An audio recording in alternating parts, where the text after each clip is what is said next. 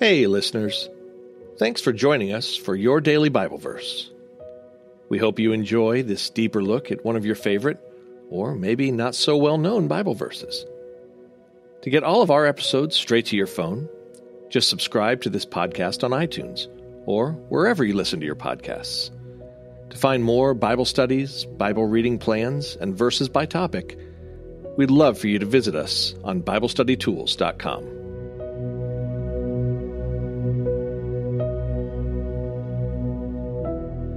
Seven Suggestions for When God is Silent by Ron Edmondson. Read by Jason Brown. Today's verse comes from 1 Kings 18:1. After a long time, in the third year, the word of the Lord came to Elijah. Go and present yourself to Ahab, and I will send rain on the land. Elijah had been used of God to hold back rain from the people for over 3 years because of their sins. Obviously, he was not well liked as a preacher. I can imagine the stress he experienced during those years. Something strikes me, however, that seems to further complicate Elijah's situation.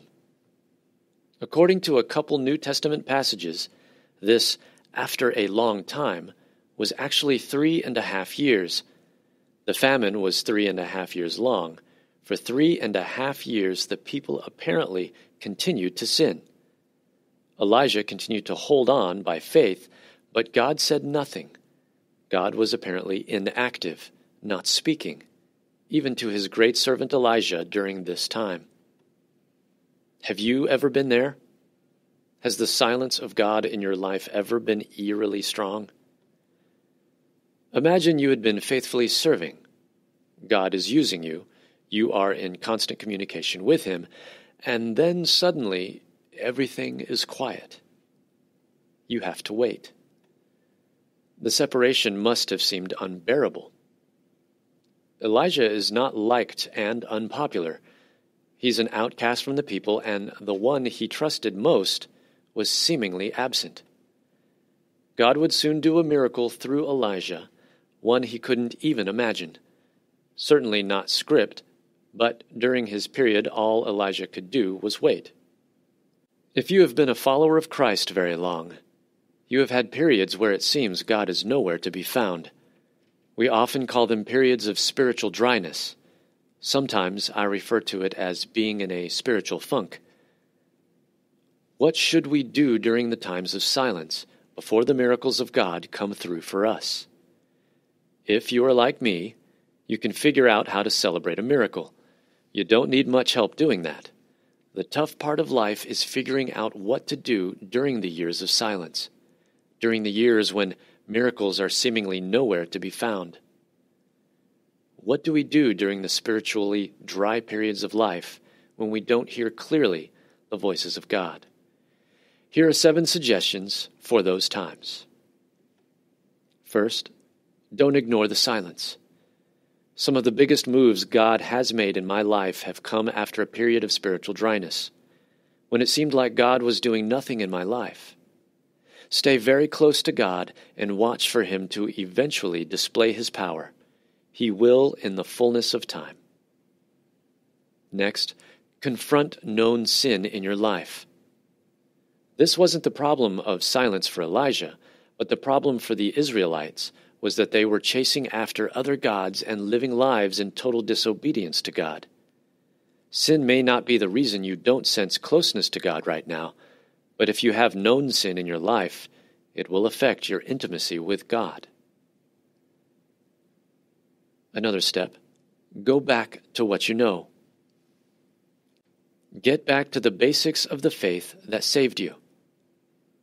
You'll do it 100 times in your life, but you must remind yourself of the basis of faith, which is the very character and promises of God. God is in control. He really is, even when it doesn't seem that he is anywhere to be found. Next, make a decision. Choose sides. You can't adequately serve God and the world. Consider Joshua 24:15. Something happens in life, often sin, busyness, boredom, or tragedy. But if we are normal, we have periods where we grow away from our close relationship with God.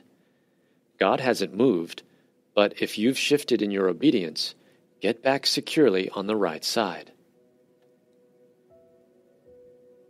Trust more, not less.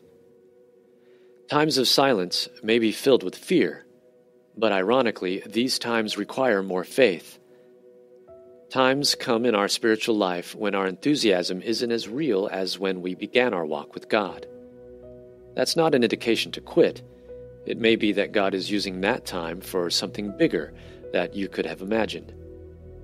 But whatever it is next will most likely require a deeper level of trust. Listen and watch closely. Someday, God is going to make His plans known to you. Don't miss them. He may come to you personally through His Word, circumstances, or another person, but you'll need to be in a position to know that God is moving. Get ready to receive. God will break the silence someday, and when He does it, it will be good. If you mope around in your sorrows, you'll be less prepared to receive the good things to come, not because of your circumstances, but because of your faith. Clothe yourself in joy as you wait for God to bless you after the period of silence. Are you in one of those periods of silence today? How do you handle these periods of time?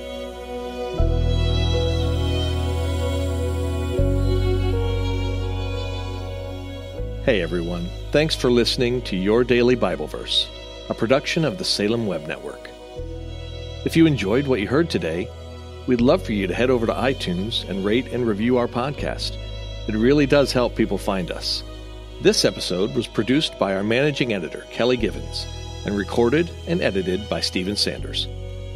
Be sure to come back tomorrow as we examine more of God's Word.